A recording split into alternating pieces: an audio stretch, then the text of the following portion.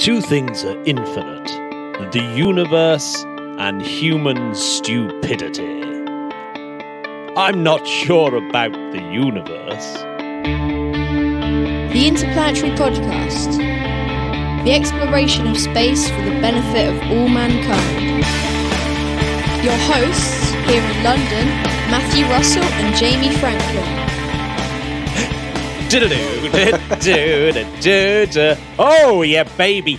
Albert Einstein. Oh, young Albert. You know, I've got a feeling that I read that quote many podcasts ago. Yeah. But hey, who's paying attention anyway? We're on podcast 185 now. There's only so many things that people have said. Jesus Christ.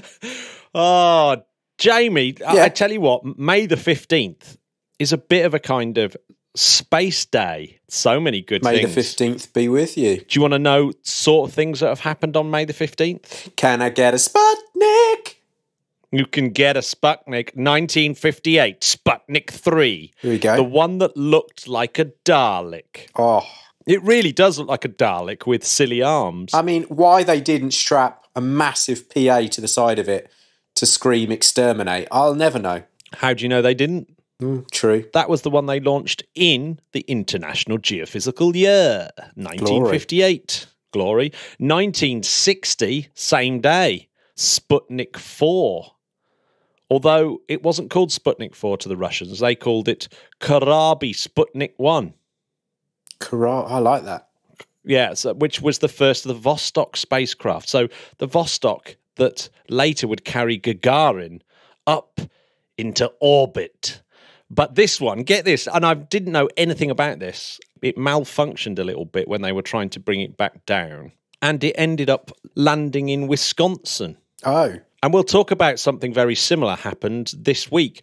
But yeah, this landed in Wisconsin in the middle of North 8th Street. So if you live in the small town of Manitowoc in Wisconsin, on North 8th Street, there's a little patch where this Sputnik 4 hit. And each September, they celebrate Sputnik Fest. I would love to go to Sputnik We have Fest. to go for my birthday. Let's go to Sputnik Fest. It's got to be done. We'll wear face masks. Big time. And then 1963, the Americans had their term by sending Gordon Cooper on the last of the Mercury missions, Mercury Atlas 9. And he became the first American to spend more than a day in space and the last American to ever go into space on his own. Oof. That would be scary, wouldn't it, Matt? Going in on your own. Going in on your own, well, no one does it anymore. No one does it anymore. So, Jamie, Yeah. how about this for a space name? Maximilian Hell. You just made that up. No, Maximilian Hell. Oh, that's the Born dream. on that this is. day, born on this day, 1720. He was one of 22 children or something ridiculous. He became a pretty bang-out astronomer, Hungarian. He called himself Hungarian, a bit of German descent. Massively ace astronomer, observed the transit of Venus at the time, and he was very good at cataloguing stars. And there's a little bit of hell on the moon, because there's a crater called Hell on the moon. I love that. And I'll it's tell you what, named after Maximilian. if I ever bear a child, I'm going to call it Maximilian Hell Franklin. MHF. Yes. Oh, MHF. That's pretty cool, It's a isn't good it? name, Max strong, isn't Hell it? Franklin. It's Yeah. very strong, very strong. But I wanted to have Space Legend of the Week, also born on this day. Born with the name Wilhelmina Patton Stevens in the beautiful Scottish town of Dundee. Oh, I love Dundee. Dundee. So, yes, she was born on this day, 1857. 1857. Wow. And 20 years later, she married James Fleming. So she became Wilhelmina Patton Fleming. Wilhelmina Okay. Fleming. And that will be a name that will be familiar to some of our listeners out there. And she moved to Boston. So she went from Scotland to Boston. And then James, being a bit of a cad, the dirty Scot, abandoned her. And she became a maid for a chap called Edward Pickering. Okay. if you're a regular listener to the show, you'll remember Pickering because we mentioned him quite a few times because he was basically the boss of the Harvard computers. That's or right. Less politically correct, Pickering's harem.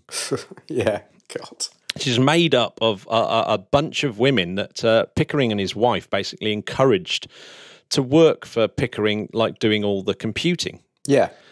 So Pickering's way of venting steam with his male colleagues was to say, my Scottish maid could do better, like that, and chastise them. And it turned out she could. Yeah. It turned out that after she was kind of like involved, they said, come and learn how to do all this stuff. She went on, Wilhelmina Fleming went on to discover perhaps my very favouriteest thing in the night sky, the Horsehead Nebula. Oh, you love that.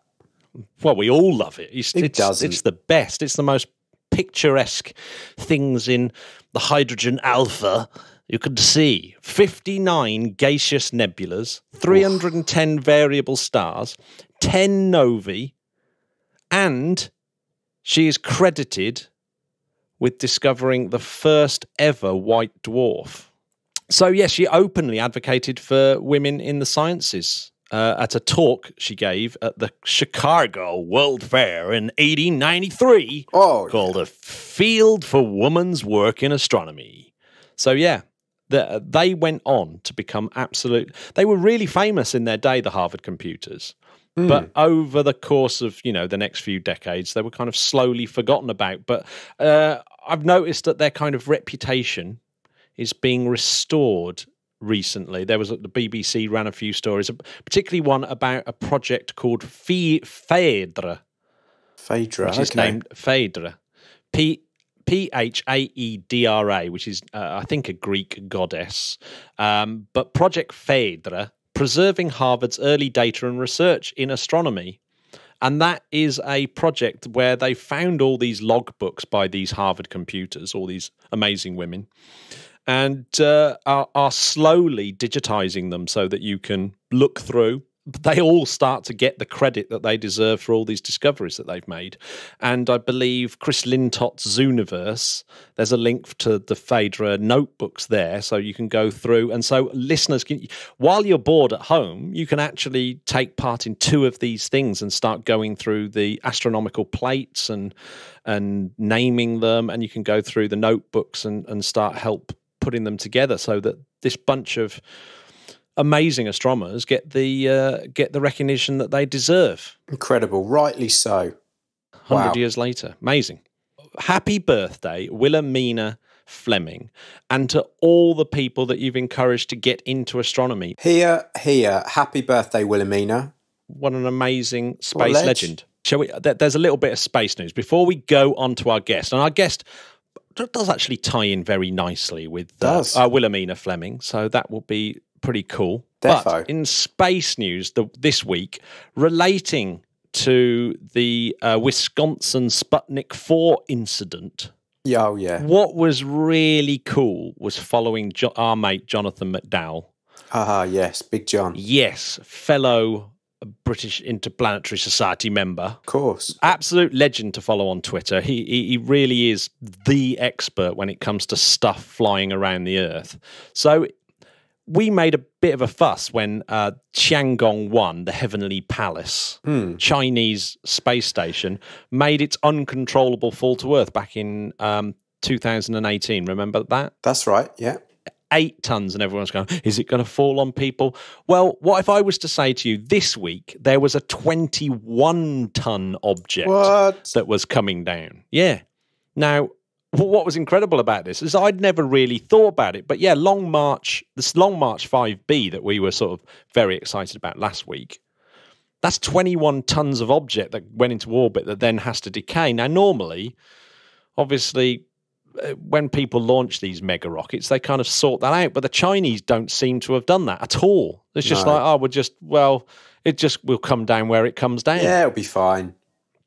So it was actually quite tense following old Jonathan McDowell's Twitter. So it was going over, and at some point it was out of control, and its orbital track went over the top of places like Los Angeles and New York and places like that.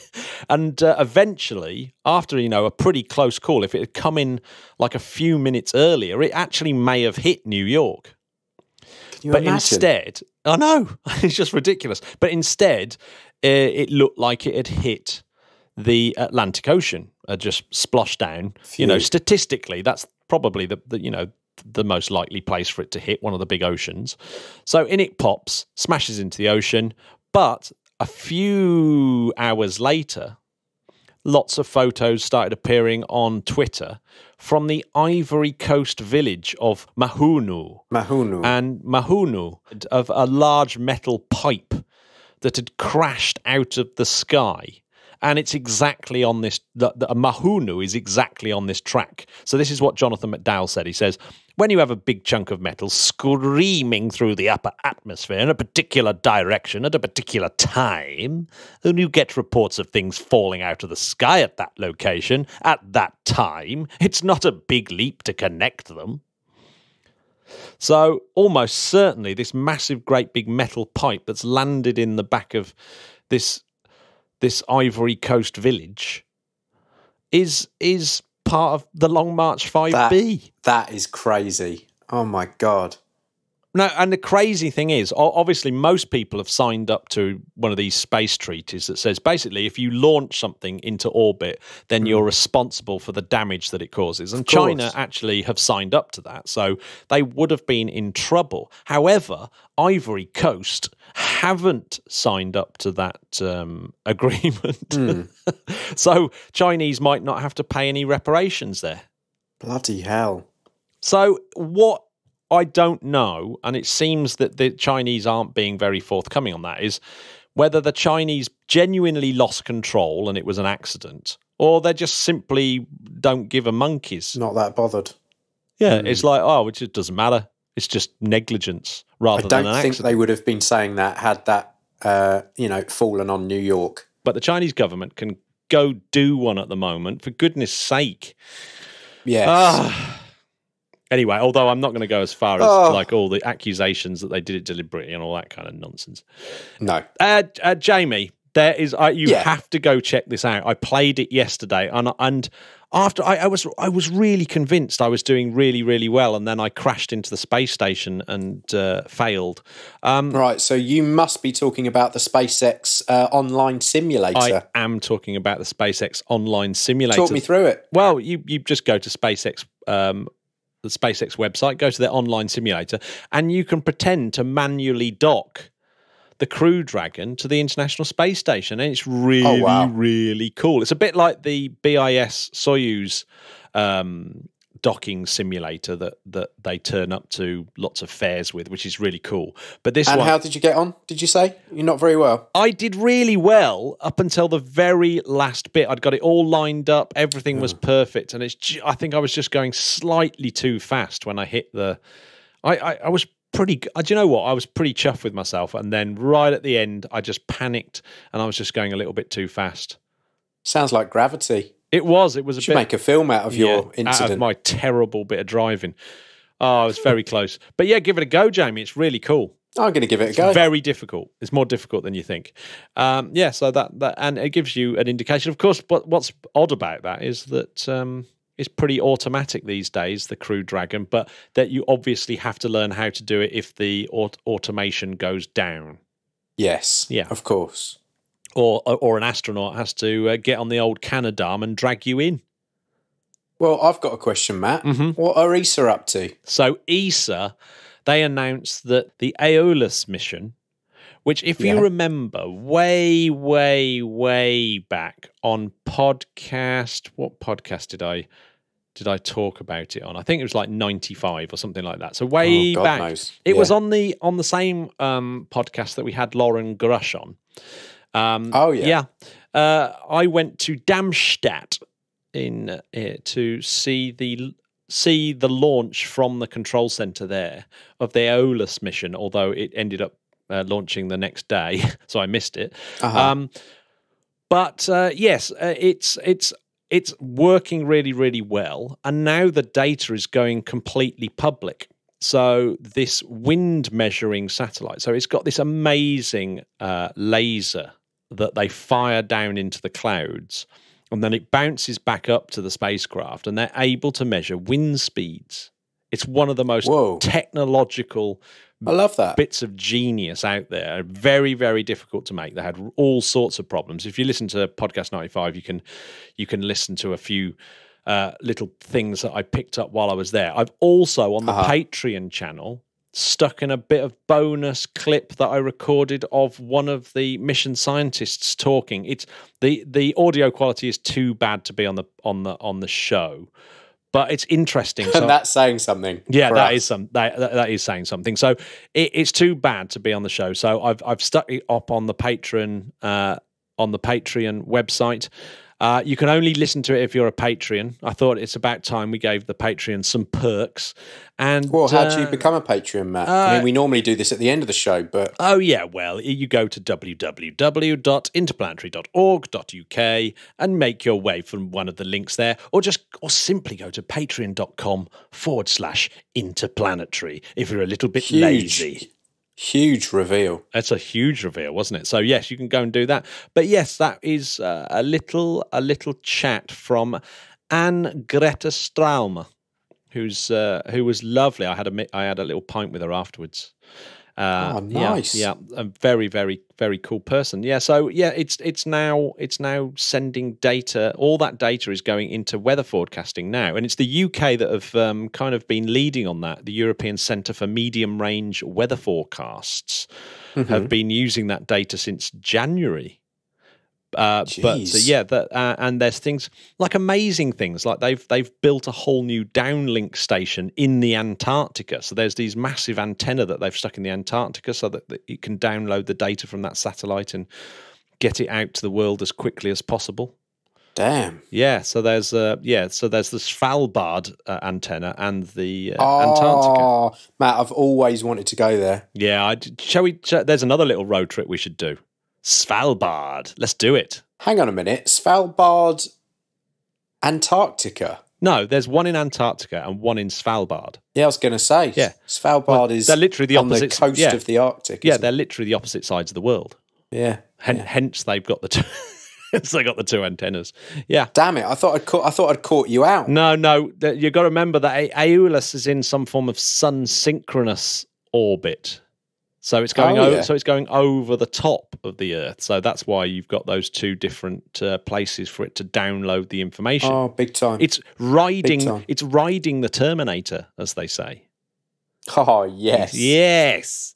So, yeah, beautiful mission, and it's been an utter success. So I feel slightly connected to that mission because I met a lot of the people involved that went down to Darmstadt to be involved with the launch. It was really cool. So, yeah. Oh, big time. So I feel connected to that. Jamie, would you like to listen to this week's interview? Let's do it, yeah. Katie Pilachowski, who is a professor of astronomy at Indiana University, Bloomington.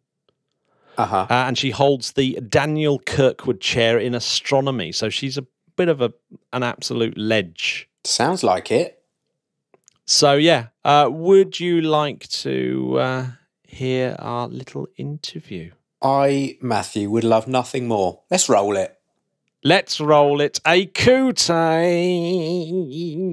The Interplanetary Podcast, putting the ace back into space. I am joined on the podcast by Katie Pilachowski, who is from the Indiana University in Bloomington. Welcome to the podcast. Can you tell us a little bit about what you do at the university and what your sort of day-to-day, other than dealing with students, what your research? The research is really fun, and it's especially fun when I can work on research with students. They are so amazing. They have so many creative ideas and so many new ways of looking at stars that it just is always exciting for me. So my work is primarily related to understanding the origin of the chemical elements. That we know there are roughly 100 elements in the periodic table, lots and lots of isotopes, many of them actually stable. And the quest is to understand where they come from, how they're formed. Why do we have the pattern of elements that we see when we look at the abundances of elements in the periodic table? Why is the composition of the Earth different than we find the composition of stars? Why do different stars have different compositions? And what is it that drives all of this? How does it come to be the way it is in the universe? So when you first started, what kind of differences? I mean, well, in fact, when did you first start, and what's kind of been the major breakthroughs and the major kind of discoveries that you've in your lifetime you've seen happen? Wow. So I think my lifetime actually has been driven by these discoveries in the stars. So I am a child of the space age, in that I really came into, intellectual life as a teenager in the 1960s. And there were two influences that I think were really important. One was the space age itself. And the fact that at that time, of course, we were in the Cold War, and there was huge competition between the US and the Soviet Union. And that drove a huge national priority in getting kids interested in science. And that got to me. And the other part of it was the fact that since the late 1940s into the 1950s and the early 1960s, there was a tremendous development in the understanding of stellar evolution. That is, what drives a star to do what it does? Why do we have the main sequence? Why do we have red giants? What happens at the end of a star's life when it runs out of energy? And it was in that period of time that there were a number of books written on that topic. Books about the evolution of stars, the origin of stars, the death of stars. And as a young, really interested person looking at science and reading a lot of books, which is what I did back then, I read those books, and they were just so inspiring to understand these stars that are so much bigger, so much longer lived, so far away, so out of our ordinary everyday experience. To be able, as human beings, to understand objects like that, just it inspired me, and it still does. And the fact that I've been able to spend my whole life studying those things, studying stars, understanding them, is just a joy every day. In fact, you mentioned that you were sort of reading books at the time, and what books in particular sort of sparked your imagination? Who were the people writing about it at the time? They were books by Fred Hoyle, by George Gamow, by Isaac Asimov. Those are the three that always come into my head. Great storytellers, people with deep understanding of the physics, but able to translate that into the language that a high school student could understand. It was mesmerizing for me. And I think for a lot of people, those books were very popular at the time. I think they inspired many, many, many people in a variety of different ways. So where did you first go to study astronomy at sort of postgraduate level? Postgraduate, let's see. I have to say I was in college. I went to a science college, which was wonderful for me. And I didn't know what I wanted to study for a long time. I knew I loved a lot of different parts of science, but I was able to spend one summer at Haverford College in Pennsylvania, working with an astronomer by the name of Louis Green. And he was the one who really introduced me to the details of how we begin to understand stars. When I first arrived at Haverford, he handed me a photographic plate. Now this is the very late 1960s. People recorded spectra of stars on glass photographic plates. And this is a 1x8-inch plate with a little streak of darkness around across the length of it. And I pulled out a magnifying glass and began to look at it and began to try to orient myself and understand what it is that I'm looking at. And this was really my first exposure to the spectrum of a star. And I spent the summer learning how to convert that. The technical pieces. How do you convert that photographic image of a spectrum into something digital that you could actually measure and look at and plot and get observations off of? And I found I really loved that part too. It's easy to think about astronomy as something that is inspiring. It's beautiful. It's thrilling to look at stars and understand them.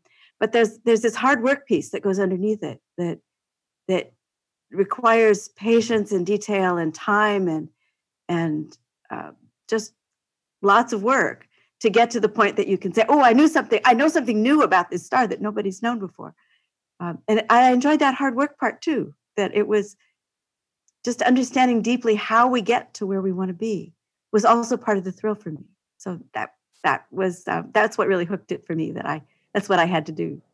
So you were talking about looking at those photographic plates and the spectra and stuff. Is that the sort of thing? Because Jamie and I have just finished talking about the Harvard computers. Is that the sort of work that the Harvard computers used to do? Looking at plates and kind of analysing them and doing the maths around that, and basically the hard work bit that you've talked about. The actual work bit, yeah. Yeah, no, exactly right. That you can't. Today we have all these computers and do all this wonderful stuff for us, but back then it was fingers and eyes and brains that put it all together. That we would start with a photographic plate. We'd need to make, whether it's an image or a spectrum or whatever, we have to pull quantitative information from the smudge on a photographic plate, and that required dedication and hard work and just deep care and deep knowledge for what you're doing to translate what's on a photographic plate. Those Harvard computers, the women who did the work, take the data, look at the data, analyze the data, and present the data to the official astronomers of the university. We owe so much to them. They made so many fundamental discoveries that extended up into the computer age, into the 40s and 50s, when computing actually began to be used in astronomy. Electronic computing as opposed to mathematical. Those women are they're part of our history and our tradition. And actually, I think that's one of the reasons that astronomy has been successful at attracting so many really talented women into the field, much more so than some of the other natural sciences. And that's because of this tradition that was in the field from those early days in the first part of the 20th century, that women were welcomed because they were needed, and the work that they did was so important to the progress. Yeah, it's a fascinating story. I'm glad that the story is getting more traction again, because it seems to have got forgotten and then has come back round. So when you first started, is there some major revelations that have happened over the course of your career where people thought of the way that stars were formed and thought about their chemical composition that's been turned on its head, that was really wrong, and it was like, oh no, it's really like this, and everyone sort of went, oh no, we're gonna have to chuck the recipe book away, as it were. Yeah, so definitely, absolutely. I mean, it happens a lot that we make new discoveries and there are new things we have to learn. Much of the work I've done over my career has been in the study of globular star clusters. And so these are really, really massive star clusters. They may contain tens of thousands to millions of stars. They're held together by the gravitational field of the combined mass of all these stars together. And they really just look like balls of stars in the sky.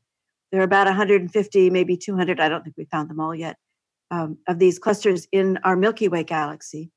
And I learned and continued to think up until maybe 15 years ago that these star clusters are what we would call simple stellar populations. And that means that the stars are formed all at once from one big cloud, all exactly with the same chemical composition, all exactly with the same age. And we began to, that story began to unravel in the 1980s when several of the spectroscopists of the age, including me, but also others, Judy Cohen, Ruth Peterson, began to look in detail at the spectra of giant stars in these star clusters and discovered that some of the stars seem to have slightly different chemical compositions from other stars in the clusters. And this was the first unraveling of whether these are simple stellar populations, because they weren't quite so simple. We didn't understand why some stars had slightly different compositions.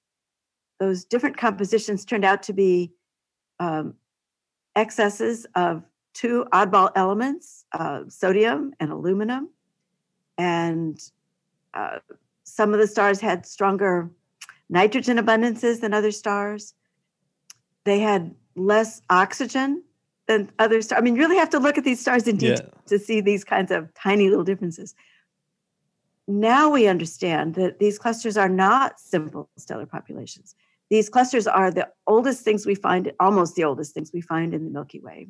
They're typically these clusters are 12 billion years old, so they're very, very ancient. And we find that the majority of stars in these clusters are made of material with this unusual composition, that they have these enhanced sodium and aluminum abundances, less oxygen. It turns out they have more helium, which we couldn't detect from the spectra we had. And what this tells us about these clusters is that their formation process was much more complicated than we thought.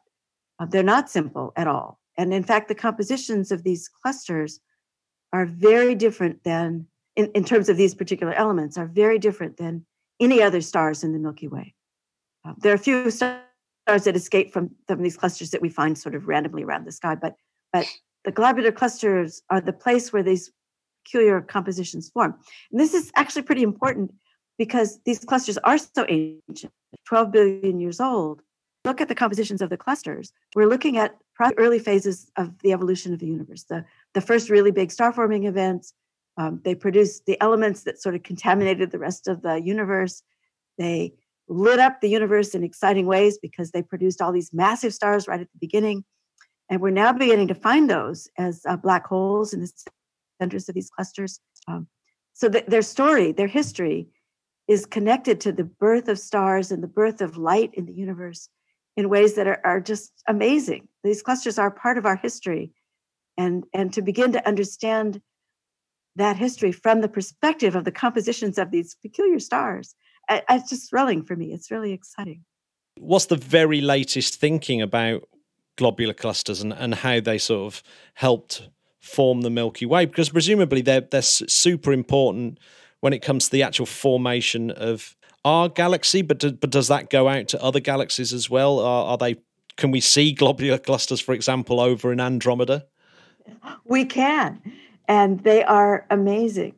So yes, we can see globular clusters around Andromeda. We see them in the dwarf satellite galaxies that orbit around the Milky Way. We see them basically in all galaxies when we look out into the deep universe.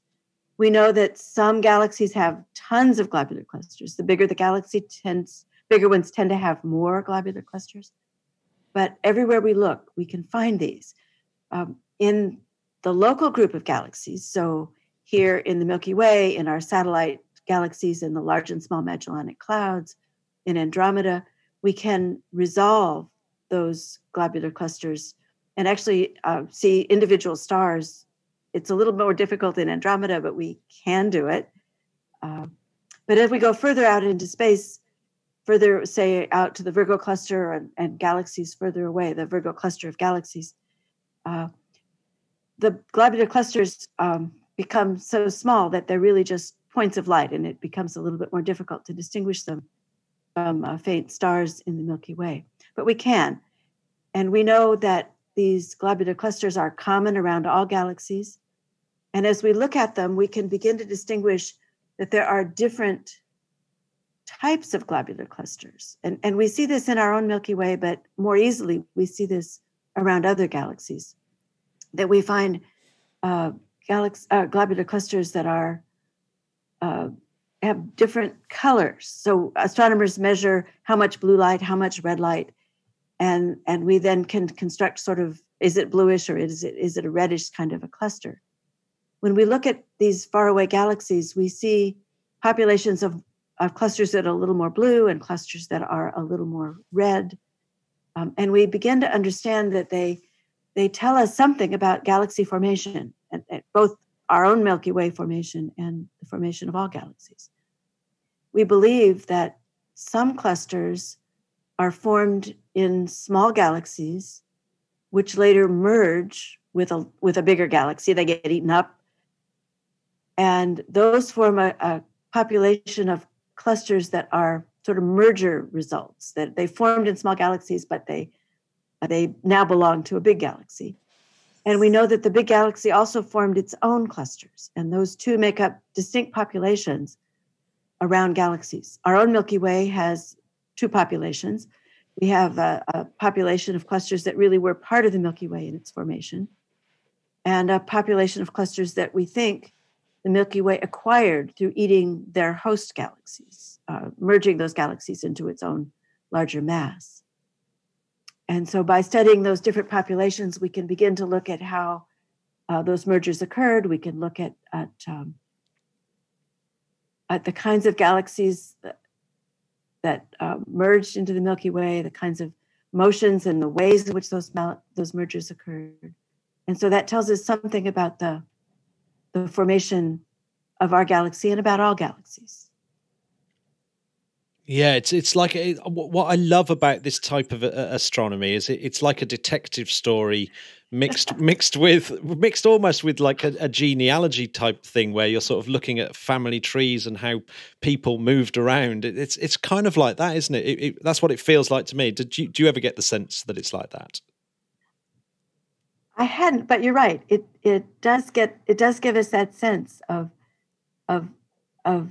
the evolution of the universe, of change, of progression, of complexity of the systems that we're looking at, going from lots of little teeny galaxies to galaxies growing and getting fewer and larger ones.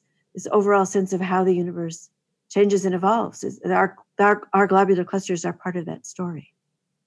Oh, I'm so glad we're talking about globular clusters. I had no idea, but one of my favorite ever things that happened to me, I used to do quite a bit of back garden astronomy, and one of my favorite things ever was discovering about averted vision, and I first sort of really got a feel for it with globular clusters. You can't, it's almost like you can't see them straight on, but as soon as you kind of avert your vision, they appear. And it was like that magic moment of seeing a globular cluster from my garden. I was going, oh my God, there it is. And I still think about that all the time, that I've got a certain affinity to them. Yes. No, when I was, a few years ago, I took a graduate student down for an observing run at the Cerro Tololo Observatory down in Chile. And they have, I hope they still have, a small telescope set up out in the parking lot where, if we would take a break during the night, I have maybe a long exposure, and we could go out and look through the telescope and look out.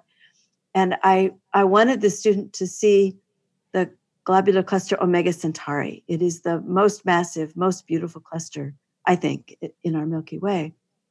And it's actually visible to the naked eye. You can't see it from the UK because it's too far south. Yeah.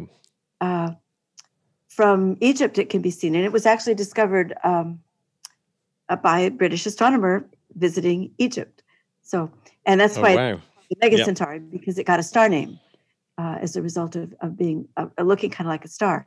And to the naked eye, it barely looks fuzzy at all. But when you put a small telescope on it and find it, you get this kind of moment when you first see it in the telescope, and it's big and bright and absolutely spectacular. They are beautiful to observe. Yeah, they really are. And then once you get into astrophotography and you start taking pictures of the things, you go, wow. How could there be so many stars? Yeah, it's absolutely incredible. And then I guess there must be astrophotographers that get obsessed with how many of the stars they can resolve nice and neatly. Yes, as exactly well. right. Although these days it's hard to compete with the Space Telescope images, which are truly spectacular. Which actually leads me nicely onto my next question. So for me, as an outside observer looking, it must be one of the truly most exciting times to be an astronomer, because you've got quite a few of these space telescopes, and in particular, you were talking about the sort of dynamic universe, and you've got things like the Gaia Space Telescope, which is mapping all the movement of the stars, and then you've got obviously Hubble itself, and in the future James Webb, but you've also got these huge Earth-based telescopes, the super telescopes and the mega telescopes, all being built, the very large and all that. Is this a very exciting time to be in astronomy, and have you noticed that kind of change, or has it always felt exciting for you? For me, it's always felt exciting. Over the last, I hate to admit it, but the last 50 years, there's been just an incredible technology development in astronomy, tied to generally what we've seen in society around the world, but in its adaptation to astronomy, it has continually allowed us better, more sensitive, more capable tools to observe the universe. And this last 50 years has just been an incredible period of deeper and more complex understanding of discoveries of things that could barely have been imagined. Remember, the first pulsar was discovered basically 50 years ago. The discovery of black holes, the stellar mass black holes in that sort of same time frame, those were really exciting discoveries. The Space Telescope discovery that all galaxies, or nearly all galaxies, seem to contain massive black holes. The discovery that the center of our own galaxy has a massive black hole. The image of the M87 black hole that came out so long ago. There's a 50-year period of just incredible discoveries of all sorts in the universe. The merging of black holes. I mentioned merging black holes may well be associated with the globular clusters, that they formed with a population of massive stars. Those massive stars left a population of black holes in those clusters. And what's happened to those black holes in the intervening 12 billion years? We may now be seeing mergers of those black holes when we find these gravitational wave events that we're detecting with the various detectors around the globe. It's continually an exciting time. It's a thrilling field to watch and a thrilling field to be part of. Yeah, I mean that's super exciting stuff. So if because it's been so mind blowing this last 50 years of astronomy. I mean, it genuinely has. I mean, we even left out the fact that we've discovered that the universe is expanding at an ever faster rate and things like that. But it's the have you got like a hero, an astronomy hero that you would? Oh gosh. That you would love to sort of drag into this time and say, look at what we've done. I think the person who would be any astronomer from the past would be amazed at where we are today. But I think I would pick Henrietta Leavitt, one of those Harvard computers, or any of the Harvard computers. But Henrietta Leavitt, who first understood the relationship between the pulsation period of a Cepheid variable and the brightness of that Cepheid variable, that allowed us to measure the distances to star clusters, to measure the distances to galaxies, to understand that there are other galaxies out there in the universe, that the Milky Way is not by itself, that we have Andromeda as a nearby galaxy. We have billions and billions of galaxies in the universe. It was Henrietta Leavitt that sort of opened the door to let us do that. And to allow her to come forward and look at what we know today, it would be so astounding to talk to her and to hear what she thinks about it. Yeah, it's an incredible moment, isn't it, to be part of those monumental events where you just a minor discovery opens up the door to this whole new field of physics. And I suppose the people at the LIGO detector and places like that must feel a similar kind of sense of achievement. Oh, they have to. I mean, it's what they're finding is just so amazing. That merging those merging neutron stars. Yeah, merging black holes are cool, but that merging neutron star event, it's just mind blowing. And to think that those merging neutron stars that produce so many observable consequences and produce platinum and silver and gold. Who would have thought? It's just amazing to see that come together and to have us understand the origin of those elements from that gravitational wave detection of two neutron stars merging together so far away. It's an astounding discovery and an astounding picture. Yeah, I mean, that's precisely what I mean. It's just so exciting, isn't it? That you can have all this data and all this information, all these people working really, really hard, and still you have these incredible discoveries and revelatory moments all the time. It seems with astronomy, it's happening all the time. So with what sort of things are you working on at the moment? What's your over the last couple of years, what have been the things that have been really exciting you, and what have you been looking at in your own work? Yes. So I've gotten interested. We spoke about the sodium and the aluminum, and I've gotten interested in other of those odd elements. So fluorine, chlorine. We don't know very much about those elements because they're really, really hard to detect. We know a lot about the even elements in the periodic table, at least in that part of the periodic table. So magnesium, silicon, calcium. We know a lot about the origin of those elements, how they're formed. But those odd elements in between they have odd numbers of protons, we don't know very much about their formation mechanisms. And it seems as though they are formed by kind of oddball processes that I think can tell us a lot about what goes on in a supernova. Because those elements are formed by processes, for example, like neutrino spallation. In a supernova explosion, we have huge numbers of neutrinos suddenly produced and flying out of their stars.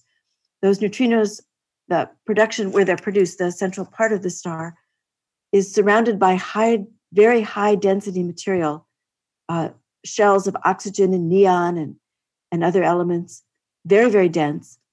The neutrinos have to pass through those shells. And in the process of doing so, a very small fraction of those neutrinos knock protons or neutrons off of other nuclei in those dense shells. And some of that produces some of those odd elements that we see in the interstices of the periodic table. Others are produced by other exotic kinds of processes, produce an isotope, an unstable isotope that decays into one of those odd elements. There's just so many of these odd pathways to produce these odd elements and their isotopes. And we know almost nothing about the abundances of those elements. I think when we understand the abundances, where we see them in stars, what kinds of stars we see them in, how they get there, or where we find them, we'll begin to understand and how the processes work, where they work, and it will, I think, allow us to understand in much greater detail what happens during a supernova explosion. It's sort of a backdoor way to sneak in and see what's going on in that environment where we can never be inside an exploding star. And that excites me because we can really begin to understand something that we really can't get at any other way. Oh yeah, that's very interesting. So with these odd elements, is it just the fact that they are harder to detect in spectroscopy, or what is it that makes them harder to detect and their abundances? Is it so? Most spectroscopy is done at optical wavelengths, and it's only recently that we've had the tools to get high quality, high spectral resolution spectra in the infrared. These elements have features in the infrared part of the spectrum, but not in the optical. For example, If we want to study the abundance of fluorine, we have to look for the molecule hydrogen fluoride, which is way out at almost 2.5 microns in the infrared. Chlorine, we have to look at the molecule hydrogen chloride, which is out at about 4 microns in the infrared. And without the tools, the technology that's allowed us to produce amazing infrared detectors and put them inside of amazing infrared spectrographs on big telescopes, it's that new technology that lets us get at these elements that we could never observe before. Phosphorus is another example. We can observe it with the Space Telescope, with Hubble. but only in the UV. And in most stars, the lines are so strong that we can't actually use them. But there are lines in the near infrared, sort of just beyond 1 micron, that allow us to detect and measure the abundance of phosphorus in stars. So it's the technology that lets us get at these elements that we've never been able to observe before, and lets us get this new window into what's going on in supernovae. God, that really, that's an incredible story. So we just totally in the dark about the abundance of a whole group of chemicals on the periodic table. Yes, that's right, and we're just beginning to get there. There are astronomers have to be super clever. The universe isn't really set up to make it easy for us, and we need to. When we have a thought about, gee, it would be nice if I understood this, it would help me understand that. We have to be pretty creative about finding out how we know this. I think that's part of the challenge and also the joy of astronomy, that the puzzles we're trying to solve, a lot of the pieces are missing. We have to put the story together and find sort of creative ways to fill in those spaces where we need information and we don't have it. That's what makes it so much fun.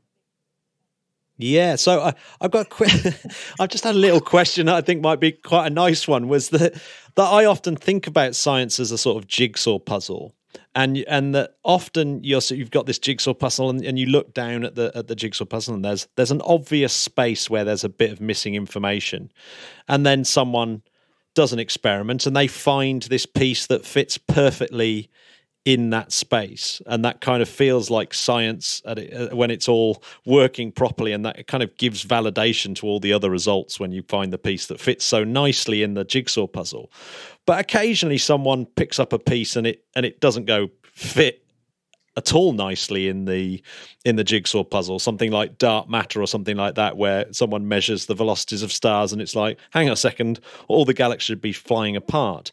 What kind of discovery do you like the most? Do you like the discovery that is a nice jigsaw piece that fits in the scientific jigsaw puzzle? Do you like the discoveries that's the odd piece where you have to dismantle a little bit and start again in certain areas?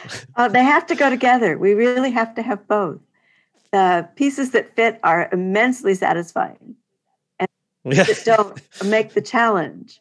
And they open up a whole new puzzle, right? It's that piece that doesn't fit. It means there's a box somewhere that we have to open, and then maybe that piece fits in another puzzle, or it creates a whole other puzzle inside of a puzzle. That's what keeps going. It's easy to think that we know so much that what else is there to know, but everything we learn creates new questions, makes us ask new questions. Even those pieces that fit seem to open new ways of looking at how we are doing what we're doing and what it means. So we take that piece that fits in this puzzle, but maybe it has something to tell us when we put it together. The story that we get from that whole puzzle points us to a question that we don't understand in some other puzzle. That's the joy of this field. It must be. I don't know enough about other fields of science to say this, but in astronomy, that's certainly a big part of the joy. And I think that must be a big part of all of it, that you find out something and it always leads to more questions. People wonder, well, are we ever going to know everything? And the answer is no. Every time we know more, we just get more questions. It's the beautiful part of it. Yeah, so the astronomy is the gift that keeps on giving. It is, for sure. Really. Yeah. So I've got one last question. I won't take up any more of your time. I want people like you to be discovering new secrets about the universe rather than talking to English people on the other side of the Atlantic. So one last question.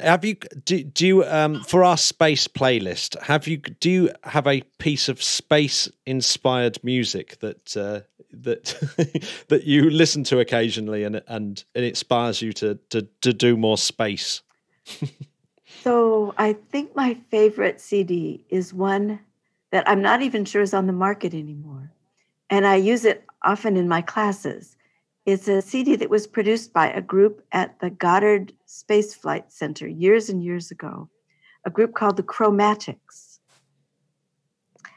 They put their own lyrics and songs and put them together.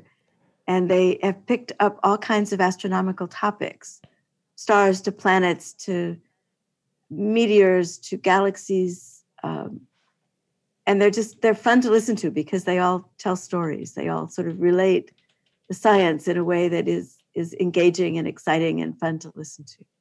So basically anything by the Chromatics would be on my list. Right, I'm going to have to do some digging and see if I can find them and get them onto the playlist. That sounds absolutely perfect. Well, thank you very much for joining me and yeah, reigniting. Really is. It's so great to talk to people about astronomy and particularly people who really know their onions and it's just very inspiring. And I want to get my telescope out tonight and see if I can spot a globular cluster again. Well, keep your eye on Betelgeuse. You know, it's been getting bright. Oh yeah. We don't know what it's going to do next. I know. I was in a big panic. I was thinking, what would happen if, with all the great observatories shutting down because of the COVID crisis, if we missed the opportunity to observe Betelgeuse blowing up, it would just be I think the very worst thing right ever. Away. But let me put in a plug for the amateur astronomers who have done yeoman's work in tracking Betelgeuse and helping us understand what it might or might not be doing these days. The amateurs are fantastic. They do great work, and we wouldn't be anywhere without them. They're wonderful. Yeah, it's incredible, isn't it? I think it's one of the very few areas in science where amateurs are still making a huge contribution. I think I'm right in saying you are. It's incredible, you know, spotting comets and supernovas and things like that, and you know, and the work on things like the Zooniverse where they're ploughing through all the data and still finding new discoveries. I think amateur. There's so much to do in amateur astronomy as well. There is. It's wonderful. Yeah, we wouldn't be where we are without the amateurs and the hard work they do. Yeah, absolute shout out to them. Thank you so much for joining me. Thank you. I've enjoyed this as well, and it's wonderful to talk about astronomy. I love doing it. The Interplanetary Podcast, putting the ace back into space.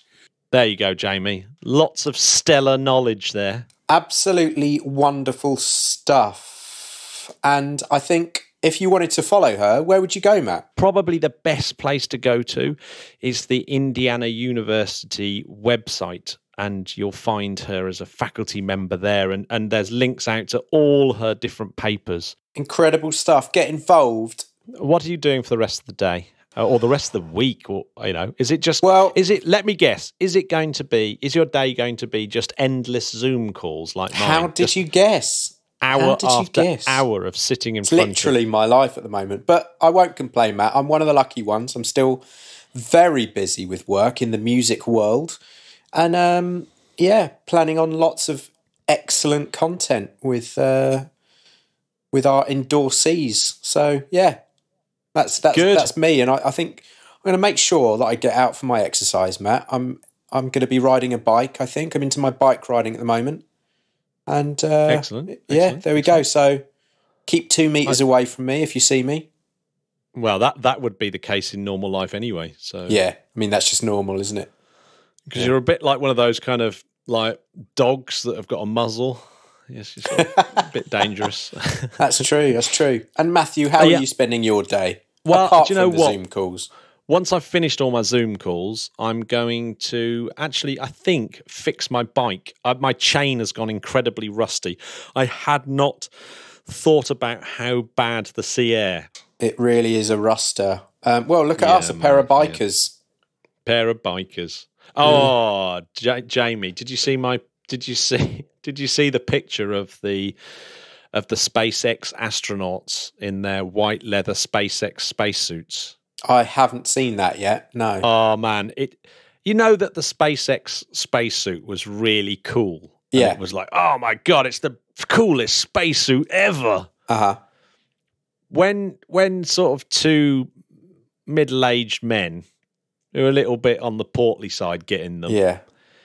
They don't look that cool at all. They No. really do look like your uncle going on a rubbish Sunday bike ride on his motorbike.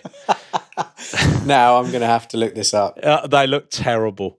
Look on our Instagram, Jamie. It's actually hilarious. I'll get involved. Get involved.